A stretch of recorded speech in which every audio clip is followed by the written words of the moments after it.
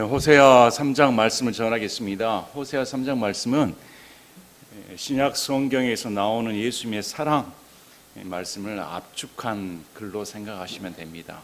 호세아 3장 특히 1절부터 3절까지 말씀은 하나님의 사랑은 어떠한가, 또 하나님의 사랑과 인간의 모습은 어떠한가, 인류의 모습, 이 모습을 호세아와 고멜이라는 가정을 통해 우리에게 그 모습을 비춰줍니다.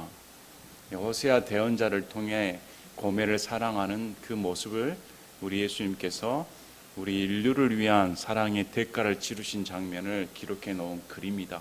그래서 오늘 말씀을 통해 하나님의 사랑은 어떠한가, 하나님의 사랑은 어느 정도인가.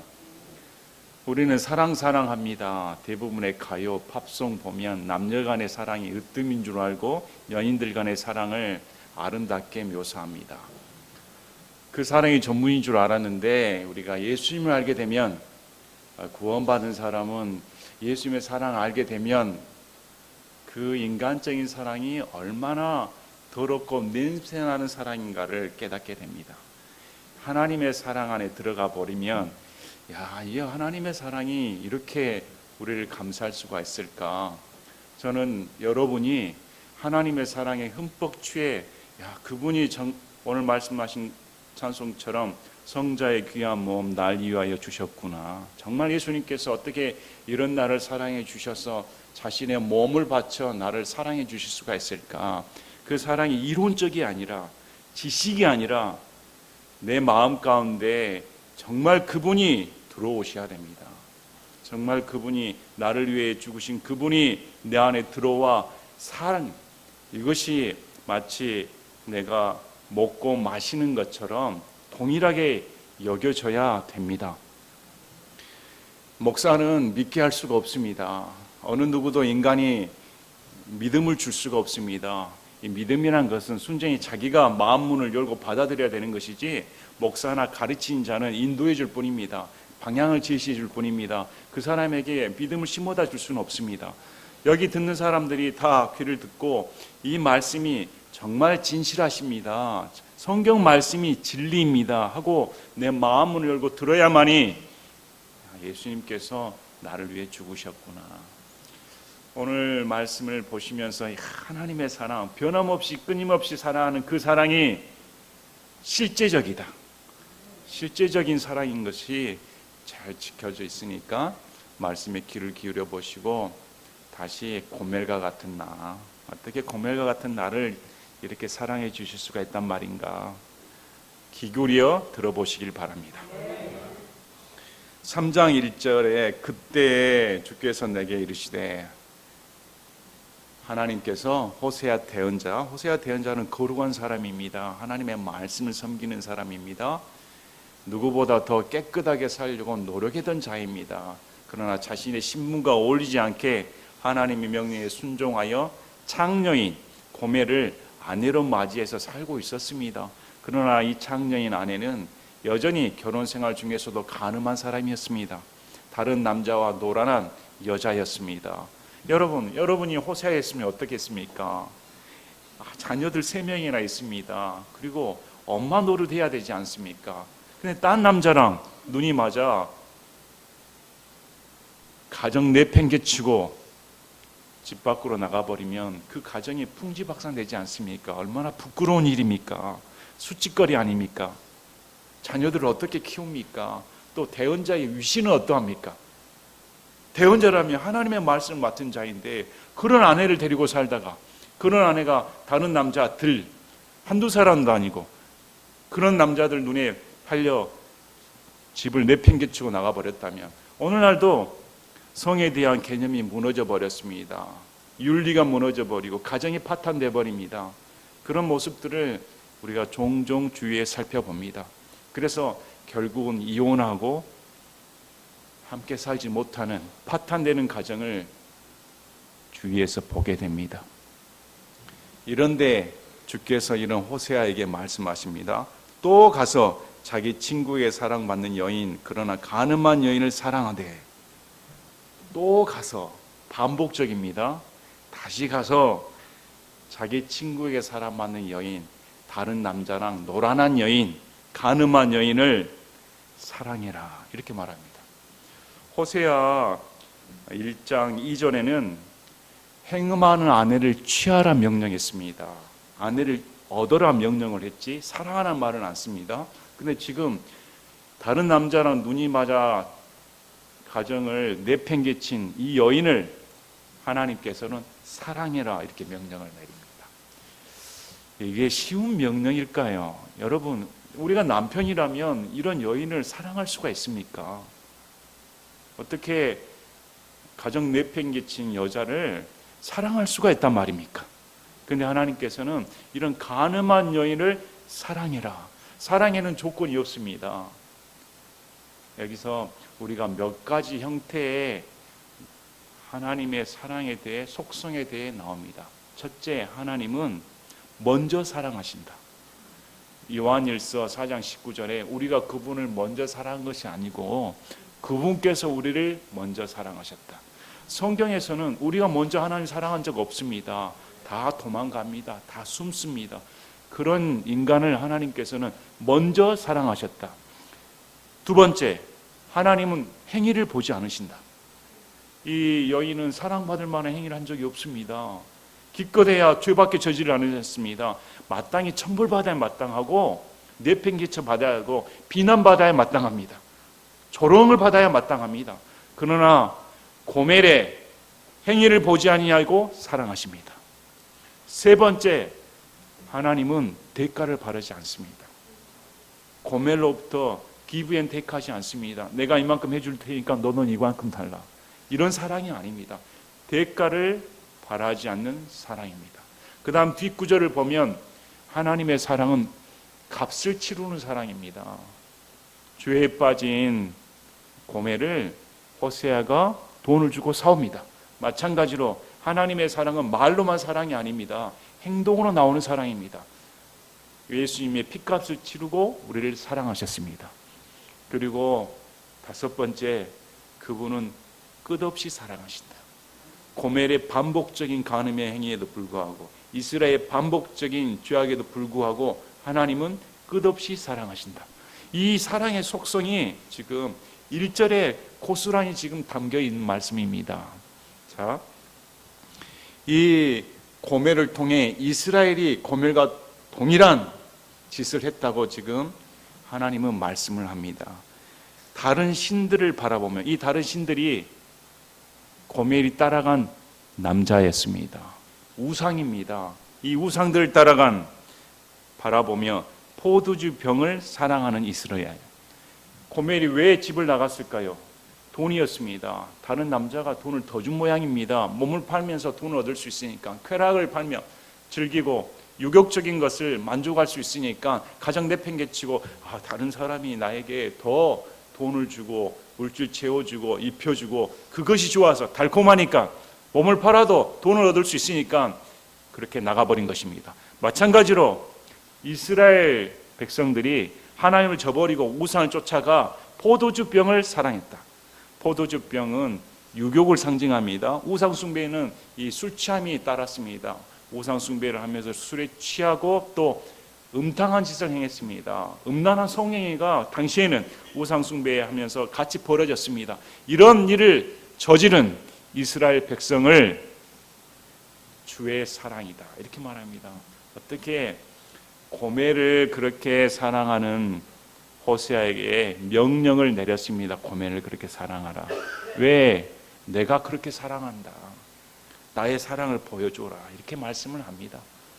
참 놀라운 사랑 아닙니까? 어떻게 다른 남자랑 눈이 맞아 노란한 그 여인을 사랑할 수가 있을까?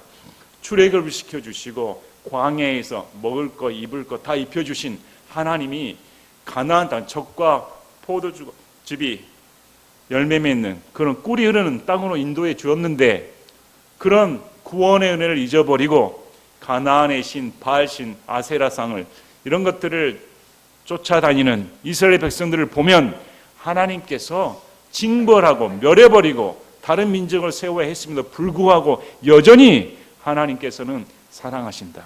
이 사랑을 지금 보여주겠다. 이렇게 말씀을 합니다. 자, 이것은 고멜의 한 사람의 문제가 아닙니다. 고멜을 통해 이스라엘 백성을 말을 하고 이스라엘 백성을 통해 인류를 말을 해줍니다. 또 인류를 향한 그의 사랑을 통해 지금 내 자신을 돌볼 수 있어야 됩니다. 아담은 하나님의 명령을 어겼습니다. 하나님께서 선악과에 나온 것을 먹지 말라. 그러나 이브가 뱀의 사탄의 유혹에 빠져 안목의 정욕, 인생의 자랑, 이런 욕정의 육신의 정욕에 빠져 하나님의 명령을 무시했을 때 죄가 틈타 결국 사망이 들어왔습니다. 아담은 숨어버렸습니다. 먼저 찾아오신 분이 하나님이십니다. 가인도 마찬가지입니다. 동생 아벨을 때려쳐 죽였을 때 먼저 찾아오신 분이 하나님이십니다. 노아는 또 어떻습니까? 인류가 반역에 걸렸을 때 노아를 먼저 찾아와 주시고 구원해 주십니다. 또 바벨탑 사건 이후에 하나님께서는 아브람을 먼저 택하시고 이스라엘을 민족을 이루어 구원의 역사를 이루어 줍니다. 결국은 이 모든 역사를 통해 먼저 구원하시고 찾아오시는 분이 하나님이시다. 이런 모든 역사의 파노라마를 우리에게 보여주십니다. 그리고 항상 이 인류는 하나님을 저버렸다. 이렇게 말을 합니다. 출애굽기 32장 1절부터 6절까지 보면 모세가 산에서 내려온 것이 늦어지니까 이스라엘 백성들이 원성이 높습니다. 모세가 너무 늦게 나온다 했더니 아론이 백성들로부터 받은 금으로 금송아지를 만듭니다. 이 금송아지가 우리 출애굽을 시킨 신이다. 거기서 앞에서 우상 숭배를 하고 먹고 마시며 뛰놀며 춤을 춥니다. 이 광경을 하나님께서 보시고 멸해버리겠다 하는데 모세가 참아달라 이렇게 말을 하고, 이런 우상 숭배가 열왕기 상하에도 동일하게 드러납니다.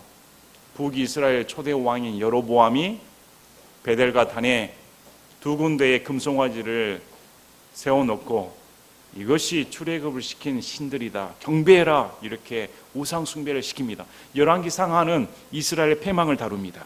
가나안 땅에 입성시켜 주었는데 이스라엘 백성들이 하나님을 대적하여 우상 숭배를 따랐을 때 결국 북이스라엘이 멸망하고 140년 후에 남유다가 멸망하는 그런 패망의 역사를 다룬 책이 열왕기 상하입니다.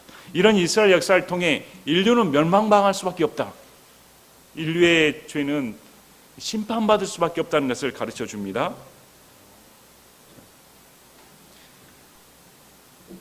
우상 숭배는 욕정에 따릅니다. 여러분 주위에 있는 우상 숭배를 하는 사람들 보시길 바랍니다.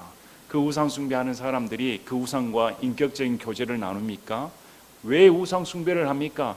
다 기복신앙입니다. 빌어서 내 앞길을 펼쳐주길 바랍니다. 전 보러 다니지 않습니까? 내 건강 지켜주시길 바랍니다. 다 복달라 복달라, 복덩이를 하나 만들어 놓고 복을 주면 된다는 것입니다. 그것이 기복신앙입니다. 그러나 예수님이 믿는 종교는 기복신앙이 아닙니다. 복달라고 비는 종교가 아닙니다. 예수님 믿는 기독교는 하나님과의 인격적인 만남입니다. 여러분 남녀관계에 부부생활하면서 남편에게 복 주십시오, 복 주십시오, 돈 주십시오 이러면 그것이 부부생활입니까? 서로 간에 마음을 주는 것이 부부생활이지 돈관계로 맺어지는 것은 부부생활이 아닙니다. 우리가 진정한 신앙은 그런 기복신앙이나 복받으려고 예배드리는 것이 아닙니다. 요한일서 2장 15, 17절에는 분명히 말합니다. 세상이나 세상에 있는 것들을 사랑하지 말라. 어떤 사람이 세상을 사랑하면 아버지의 사랑이 그 사람 속에 있지 아니하니 이는 세상에 있는 모든 것, 즉 육신의 정욕과 안목의 정욕과 인생의 자랑이 아버지에서 나지 아니하고 세상에서 나기 때문이라. 세상도 그것의 정욕도 사라지나 하나님의 뜻을 행하는 자는 영원토록 거하느니라. 예수를 믿는 순간 세상과 결별돼야 됩니다. 우리는 우상 숭배하는 자가 되어서는 안 됩니다. 오늘날 기독교가 왜 무너집니까? 우상 숭배로 만들어 버렸습니다. 만본신을 섬깁니다. 그건 기독교가 아닙니다.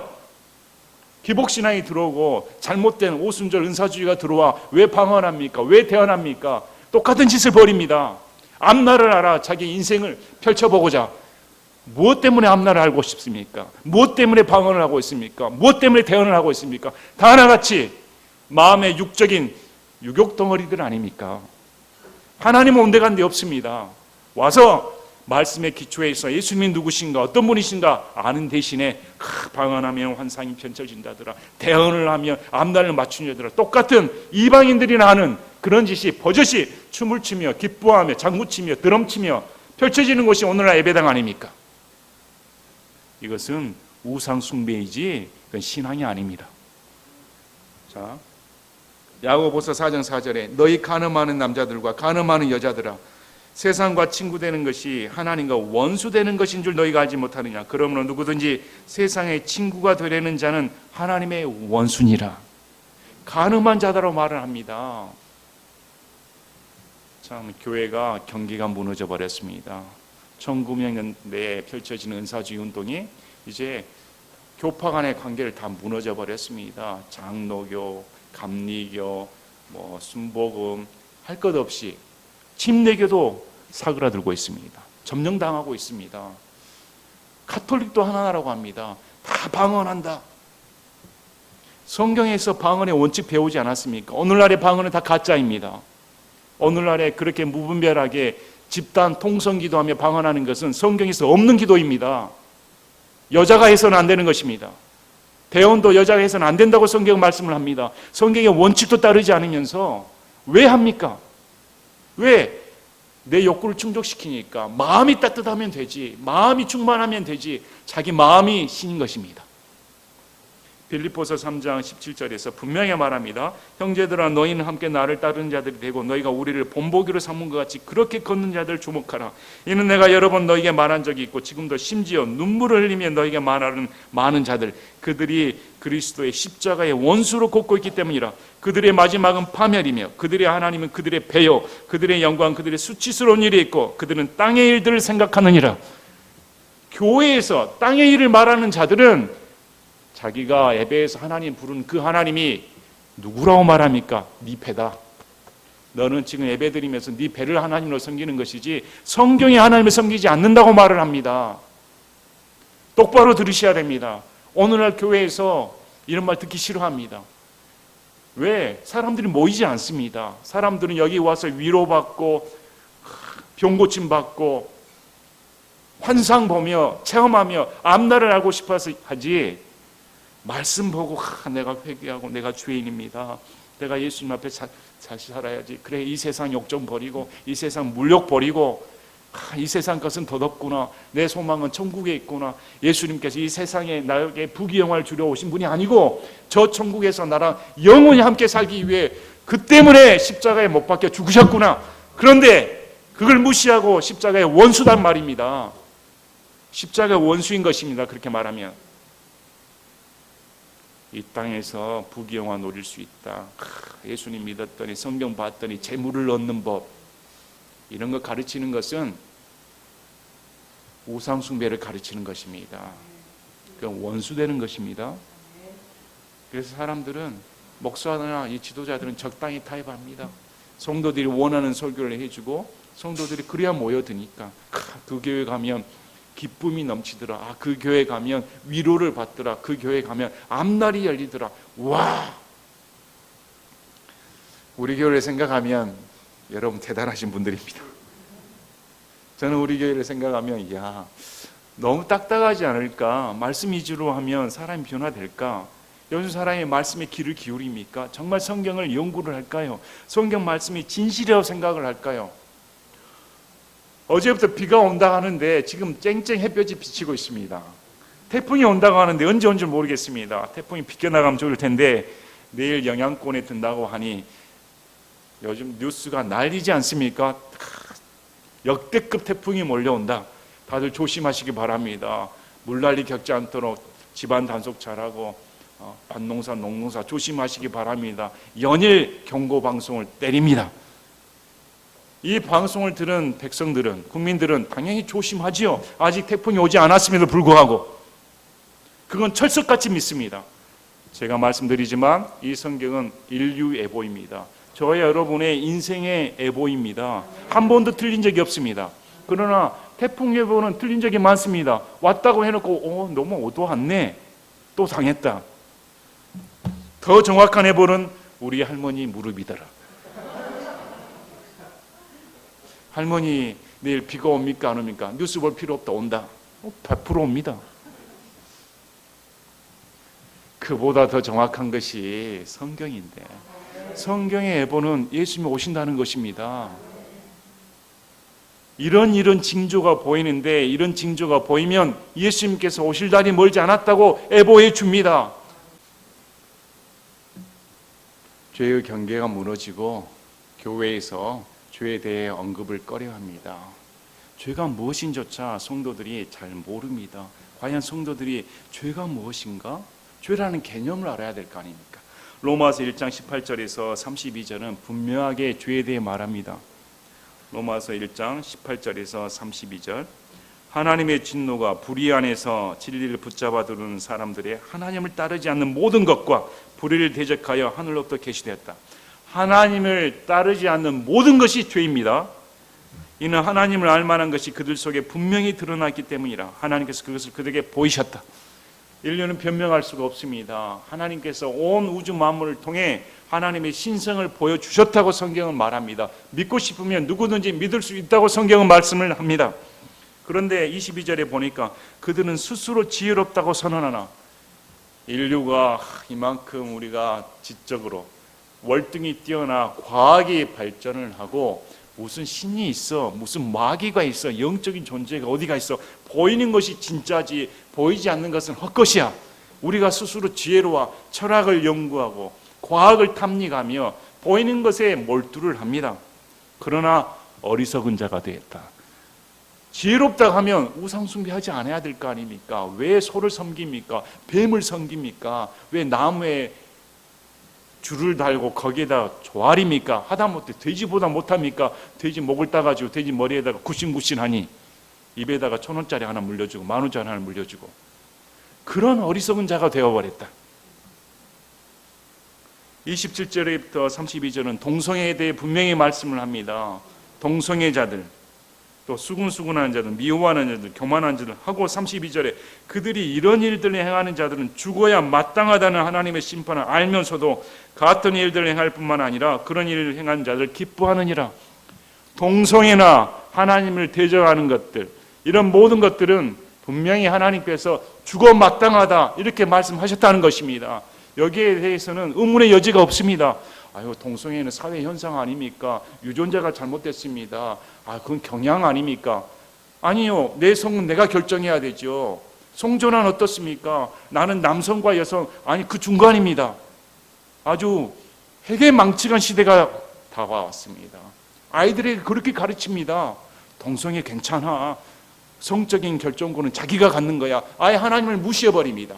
하나님께서 우리에게 성적인 결정권을 주신 적이 없습니다. 여러분이 결정돼서 남자로 태어나고 여자로 태어났습니까? 하나님의 뜻대로 태어난 겁니다.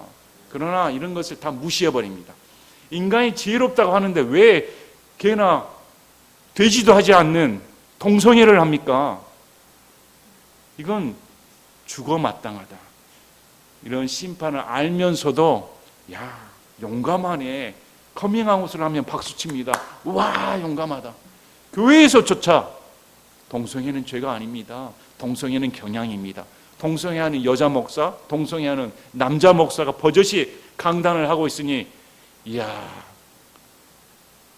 어떻게 이걸 눈을 보고 같은 하늘 아래 살 수 있단 말입니까? 하나님의 심판을 두려워하지 않는다. 하나님의 심판은 무섭습니다. 죽어 마땅하다. 로마서 5장 12절에 그러므로 한 사람을 말미암아 죄가 세상에 들어오고 죄로 말미암아 사망이 들어왔으며 이로써 사망이 모든 사람들에게 전달되었으나 이는 모든 사람이 죄를 지었기 때문이라. 아담 한 사람을 말미암아 죄를 통해 사망이 들어왔습니다. 그래서 아담 한 사람으로 태어난 우리 후손들은 다 죄인입니다. 사망할 수밖에 없습니다. 저와 여러분은 죄를 안 지을 수 없는 그런 존재가 아닙니다. 죄 덩어리입니다. 그런데 하나님께서 고린도후서 5장 22절 말씀을 통해 예수 그리스도를 죄 자체가 되게 허락하사 우리를 의롭게 하셨다. 이렇게 말씀을 합니다. 자, 보시길 바랍니다. 이스라엘 자손을 향한 주의 사랑에 따라 하라. 그래서 주의 사랑은 대가가 없습니다. 거저 주시는 은혜의 사랑입니다. 인류가 이런 형편입니다. 그럼 저와 여러분은 우상 숭배자가 아닐까요? 과연 저와 여러분은 고멜이 아닙니까? 저와 여러분은 이스라엘 백성이 아닐까요? 우리는 하나님으로부터 구원받았다고 합니다. 그런데 과연 우리의 마음이 하나님께 드리고 있을까? 과연 저와 여러분이 온종일 온 생각이 하나님 앞에 사로잡혀 오로지 천국을 소망하며 예수님과 함께할 그런 소망으로 완전히 몰두하고 있는가? 아닙니다. 여전히 내 마음 가운데는 이 세상이 부럽습니다. 여전히 내 마음 가운데는 저 사람 저렇게 취직을 잘하고 저 사람 예수를 안 믿은데도 잘 나가고 인생 근심 걱정이 없는 거 보여. 날마다 호호하하 웃는 모습을 보면 믿지도 않는데 어떻게 저렇게 기쁘게 살까? 나는 예수를 믿는데 왜 이렇게 찌들고 힘들고 인생이 버겁게 느껴질까? 왜 나에게는 이런 병이라는 불행이 찾아올까? 왜 불치병이 찾아와서 나의 인생이 이 모양인가? 우상숭배 아닙니까? 과연 내 마음 가운데는 예수님 한 분만으로 만족할 수 있는 그런 믿음이 있을까? 그분이 나를 위해 대가를 치르신 생각을 하면, 그분이 나를 위해 피 흘려 주신 생각을 하면 나는 죄덩어리밖에 불과한데 어떻게 그분이 구원해 주셨을까? 어떻게 이런 나를, 여전히 배신하는 나를 이렇게 사랑해 주실 수 있단 말입니까? 그렇게 예수님은 배반하는 나, 여전히 우상 숭배하는 나를 사랑한다. 이렇게 지금 호세아가 고멜을 사랑하는 명령을 받은 것처럼 하나님께서 우리를 사랑하신다. 이렇게 말씀합니다. 그런데 2절 말씀 보면 사랑은 말로만 하는 것이 아닙니다. 사랑은 행동으로 드러나는 것입니다. 이에 내가 은 15개와 보리 1호멜과 보리 반 호멜로 나를 위해 그녀를 사고. 이 형편을 보면 고멜은 처음에 그 남자를 만나면 내 인생이 펴질 거야. 호세아 재미가 없어. 호세아로부터는 돈이 안 나와. 즐거움이 없어. 내가 원하는 포도주를 마시며 술 취함과 음욕을 탐싱하는 그런 탐욕적인 마음, 쾌락이 이 가정에는 없어. 이 가정을 떠나 그 사람을 만나면 멋진 차를 굴리며 멋진 집에서 향락을 마음껏 즐길 수 있을 거야. 그 남자 따라갔는데 여기 보면 이 고멜의 인생이 탕진해 버렸다는 걸 알 수 있습니다. 지금 호세아가 그냥 데려올 수 없는 처지입니다. 값을 지불하고 와야 됩니다. 근데 이 값이 노예값입니다. 팔려 나갔다는 것입니다. 그 남자 만나면 좋은 줄 알았는데 어떤 형편에 의해 지금 노예로 전락해 버렸습니다. 팔려 나가 버렸습니다. 마귀가 그렇습니다. 마귀가 이브를 유혹했습니다. 너 신들과 같이 돼. 하나님의 명령 따를 필요 없어. 하나님께서 네가 신들과 같이 될까 봐 못 먹게 하는 거야. 따먹어봐. 그러면 신들과 같이 될 줄 알았습니다. 그러나 따먹는 순간 신들과 같이 된 것이 아니고 마귀의 노예로가 돼버립니다. 전혀 상황이 달라져 버립니다. 우상 숭배하면 순간은 즐겁지요. 전 보면 다 마치는 것 같습니다. 인생이 펼쳐지는 것 같습니다. 그러나 그 결국은 지옥입니다. 그 신에 사로잡혀 함께 지옥 가버리는 것입니다. 여기 보면 내가 은 15개와 보리 1호멜과 보리 반 호멜 이렇게 나오는데 출애굽기 21장 32절 말씀을 보면 남종과 여종의 몸값이 나옵니다. 남종과 여종의 몸값은 은 30세겔입니다. 은 30세겔 값입니다. 그런데 여기 보면 내가 은 15개다 이렇게 말합니다. 30개가 아니고 15개인데 30개를 채우는데 부족한 모양입니다. 이 말 보면 유추해 보면 호세아가 넉넉지 않았습니다. 호세아가 넉넉지 않아서 은 15개를 주고 나머지는 자기가 자기 자녀들이 먹을 곡식입니다. 양식입니다. 그런데 그것까지 다 팔아가지고 값을 지불해줬다.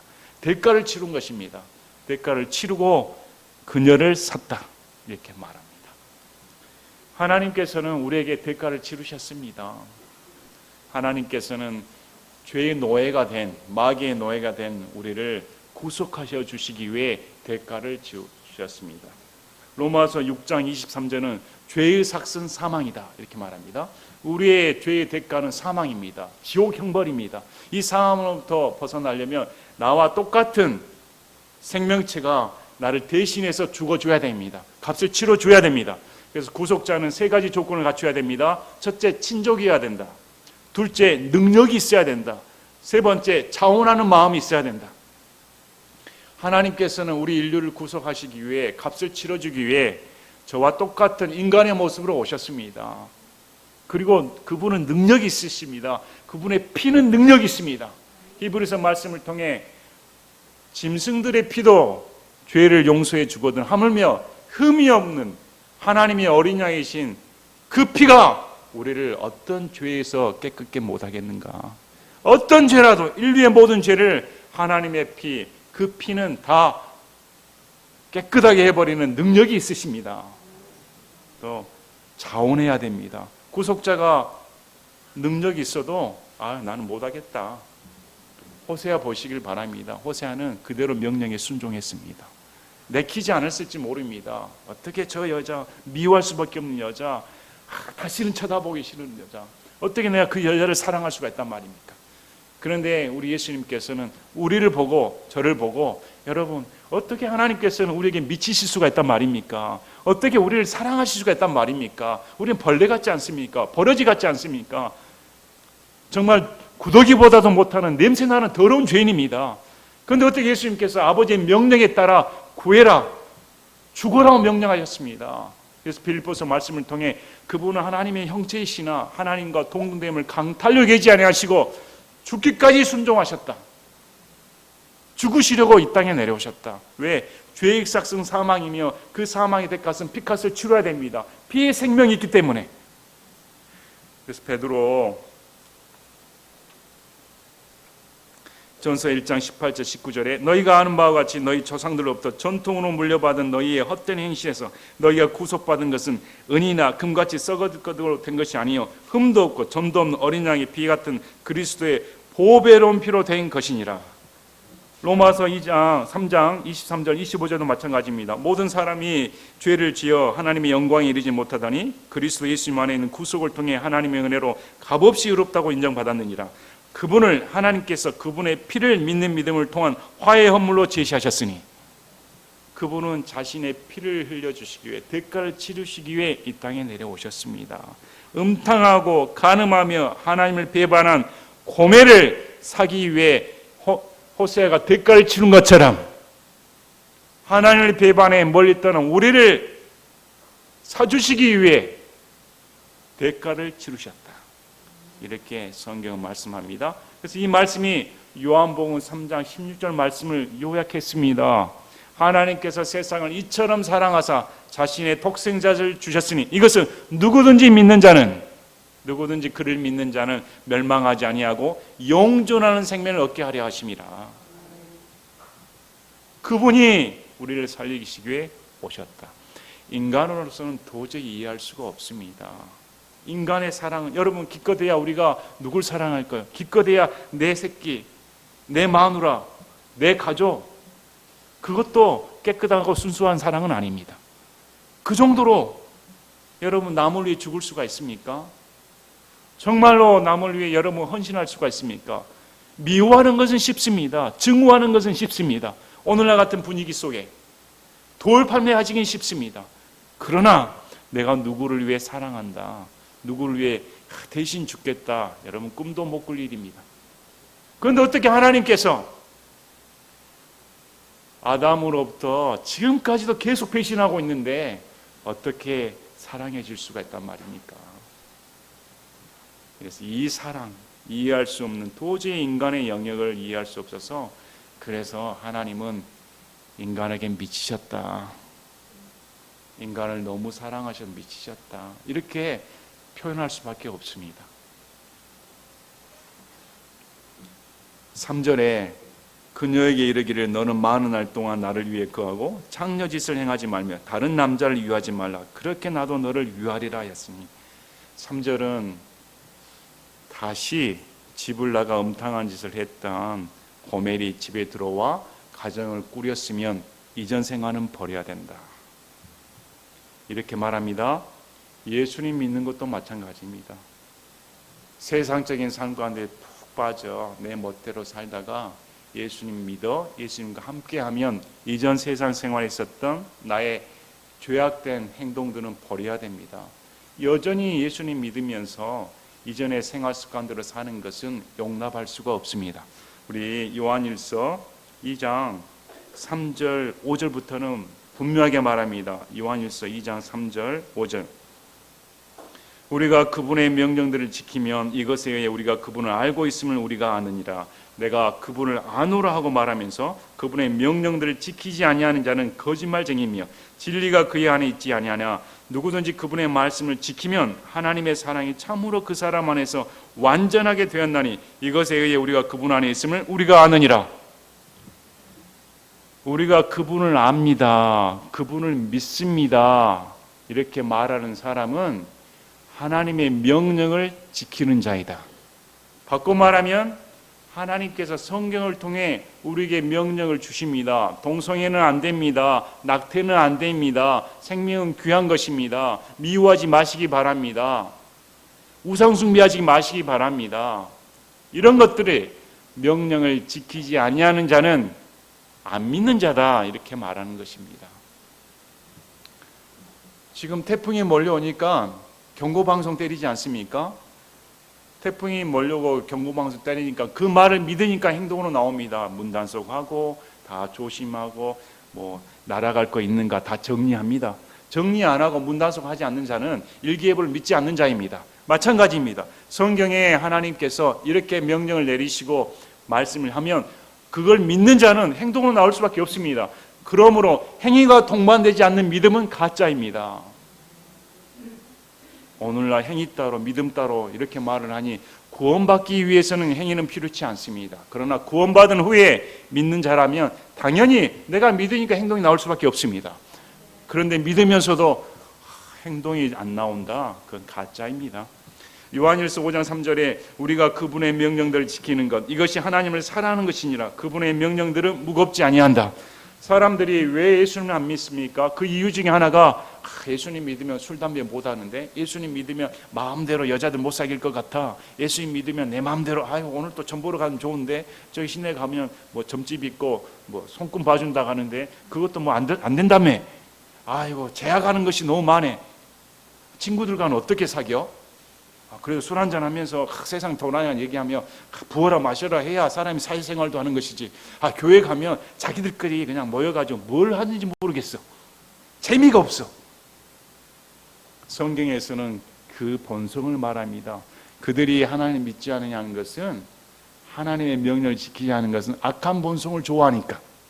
성경은 분명하게 말합니다. 우리에게 주님이 주신 명령은 무겁지 않다. 누구나 거뜬히 짊어질 수가 있다. 하나님을 사랑하기 때문에 그 명령을 지키는 것이 기뻐해야 됩니다. 예수님 믿으면 정말 술만 나지 않습니다. 예수님 믿으면 세상 노래 재미없어집니다. 예수님 믿으면 세상 친구 만나서 얘기하는 것보다 믿는 사람들 만나 얘기하는 것이 더 즐겁습니다. 예수님 믿으면 찬양하는 것이 너무 좋습니다. 하나님을, 내가 사랑하는 하나님을 높여 부리는 것이 얼마나 기쁜지요. 예수님 믿으면 기도가 나옵니다. 그분과 대화하고 싶으니까, 그분의 숨결을 느끼고 싶으니까 기도하지 않을 수가 없습니다. 예수님 믿으면 천국 소망으로 가득 찹니다. 병이 오나 환난이 오나 사람으로 오나 아무 신경 쓰지 않습니다. 그분이 하나님이시니까. 하나님과 1대1 만났는데 세상 것이 뭐가 아쉽습니까? 뭐가 눈치가 보인단 말입니까? 온 세상에 가버리고 나 홀로 있어도 하나님 한 분만 있으면 만족합니다. 달라진 삶이 돼야 됩니다. 그래서 다시 창녀짓을 해서는 안 된다. 믿은 후에 우상 숭배는 할 수 없다. 함께 지내야 된다. 이렇게 명령을 내립니다. 그래서 예수님 믿은 후에는 반드시 예수님과 동행하는 삶을 살아야 됩니다. 자, 4절 5절은 앞으로 벌어질 일에 대해 애언적인 말씀입니다. 앞으로 이스라엘 백성들이 어떻게 되는가. 4절에 이는 이스라엘 자손이 많은 날 동안 왕도 없고 통치자도 없고 희생물도 없고 형상도 없고 에봇도 없고 드라민도 없이 거하다가 이제 앞으로 이스라엘 백성이 망하게 될 텐데 그때가 되면 왕도 없습니다. 왕은 나라의 우두머리 아닙니까? 지도자입니다. 왕도 없고 통치자도 없다. 나라 자체가 없다는 말입니다. 희생물도 없고 형상도 없다. 희생물과 에봇, 형상과 드라빔 이렇게 대조적입니다. 희생물과 에봇은 제사장이 입는 의복입니다. 조끼입니다. 그래서 성전 예배가 없어졌다는 것입니다. 성전 예배가 없어졌고 이 형상과 드라빔은 우상 숭배입니다. 형상과 드라빔은 너희들이 우상 숭배하고 싶어도 우상 숭배하지 않는다. 이 말은 결국은 성전 예배하면서 우상 숭배하면서 함께 혼합돼서 신앙생활하고 있었다는 것입니다. 이스라엘 백성들이 예배 나오고 밖에서 우상 숭배하고 그냥 섞어서 살았다 이 말입니다. 이것이 없어진다. 하나님께서 없애버리겠다 이렇게 말씀합니다. 너희들이 우상 숭배하고 싶어도 우상 숭배할 수 없어. 너희들이 성전 예배하고 싶어도 할 수 없어. 이런 날이 온다. 결국은 BC 722년에 아시리아의 멸망을 당하고 끌려가 포로 생활하면서 왕도 없고 통치자도 없고 이런 일이 벌어져 버렸습니다. 더 이상 깜깜하게 되었습니다. 그런데 5절에 소망의 말씀을 줍니다. 그 뒤에 이스라엘 자손이 돌아와 주 자기들의 하나님과 자기들의 왕 다윗을 구하며 마지막 날들의 주와 그분의 선하심을 두려워할 것이기 때문이라.